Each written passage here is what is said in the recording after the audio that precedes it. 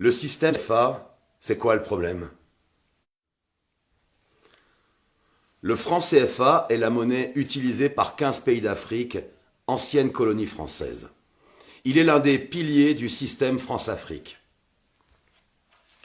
Il permet à la France de maintenir sa tutelle économique et politique sur ses anciennes colonies et facilite le pillage des ressources de ces pays africains, et ce jusqu'à aujourd'hui. Sous Macron, le franc CFA a changé de nom. Il s'appelle désormais l'ECO. Mais le mécanisme de prédation reste le même. Le franc CFA est une monnaie créée en 1945 par le général de Gaulle. Au départ, franc CFA signifie franc des colonies françaises d'Afrique. La zone franc englobe 15 pays d'Afrique centrale et d'Afrique de l'Ouest, ainsi que les Comores. Les pays de ces trois zones utilisent des francs distincts qui ne sont pas convertibles entre eux, ce qui ne favorise pas les échanges commerciaux entre ces trois zones. Premier problème. Le franc CFA ne garantit pas le développement des pays concernés. 10 d'entre eux sont encore classés parmi les pays les moins avancés. De plus en plus contestée sur le continent africain, cette monnaie coloniale a fait l'objet d'une réforme en 2019.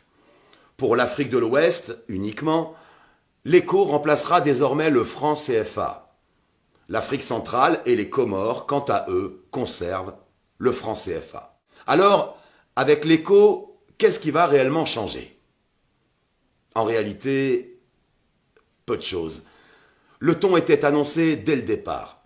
La France a élaboré dans la plus grande discrétion cette réforme avec les autorités ivoiriennes sans associer les autres pays de la zone, continuant ainsi de nier la souveraineté de ces derniers. Outre un changement de nom, la présence d'un administrateur français à la Banque centrale des États d'Afrique de l'Ouest a été supprimée, tout comme l'obligation faite aux États africains de déposer 50% de leurs réserves de change sur les comptes du Trésor français. Mais entre le franc CFA et l'ECO, tous les autres mécanismes de prédation et d'appauvrissement demeurent. Premièrement, la France reste la garante de l'ECO comme elle l'est du CFA, ce qui lui permet de maintenir un contrôle politique sur ses anciennes colonies. Concrètement, si les réserves de change des pays africains sont inférieures à un certain seuil, la France a l'obligation de venir combler le déficit. Or, en vertu d'un mécanisme pernicieux, une clause de ratissage assure à la France de ne jamais avoir à le faire. Cette clause implique qu'en cas d'insuffisance des réserves de change, les banques centrales de la zone CFA doivent racheter aux entreprises privées et aux organismes publics toutes les devises, les dollars, les euros, les yuans, etc., etc., etc. C'est seulement après ce ratissage que le Trésor français met les euros à la disposition des banques centrales de la zone CFA, c'est-à-dire jamais. Deuxième mécanisme d'appauvrissement, qui perdure, malgré la réforme. La parité fixe entre l'euro et l'ECO est maintenue. Le taux de change a été décidé en 1999 par le Trésor public français. Concrètement, 1 euro vaut 655,957 CFA ou ECO depuis 22 ans. Ce principe fait du CFA puis de l'ECO une monnaie forte et surévaluée dans des économies peu dynamiques et faibles. Un problème majeur qui empêche les pays de la zone CFA de commercer avec les pays voisins dont les monnaies sont plus faibles. Par contre, cette parité fixe sécurise les investissements et surtout les rapatriements des bénéfices des entreprises françaises et européennes. Bien joué, non? Elle leur permet également d'acquérir des matières premières à des prix bas et sans courir les risques liés à un taux de change fluctuant. Troisième et dernier mécanisme de prédation, la convertibilité illimitée et le libre transfert sont maintenus. En permettant de convertir directement l'ECO en euros, ce principe sécurise les investissements des entreprises étrangères sur le long terme.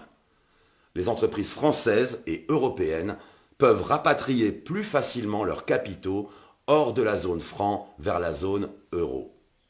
Pour le moment, on ne sait toujours pas si les billets et pièces de l'ECO seront, comme c'est le cas pour le franc CFA, fabriqués en France, à Chamalières et Pessac. ce qui ne permet pas aux pays africains de créer de monnaie supplémentaire, notamment en cas de croissance par exemple. Les investissements sont donc entravés et le développement de ces pays freiné. La réforme de l'écho permet donc de maintenir la domination française. Il constitue encore et toujours une atteinte à la souveraineté des pays africains de la zone franc, et il permet que la fuite des capitaux hors d'Afrique se perpétue. Malgré un changement de nom, cette monnaie, en tant que vestige majeur de la France-Afrique, symbolise le maintien du pacte néocolonial contre lequel Survie se mobilise depuis de nombreuses années. Alors, informons-nous et mobilisons-nous.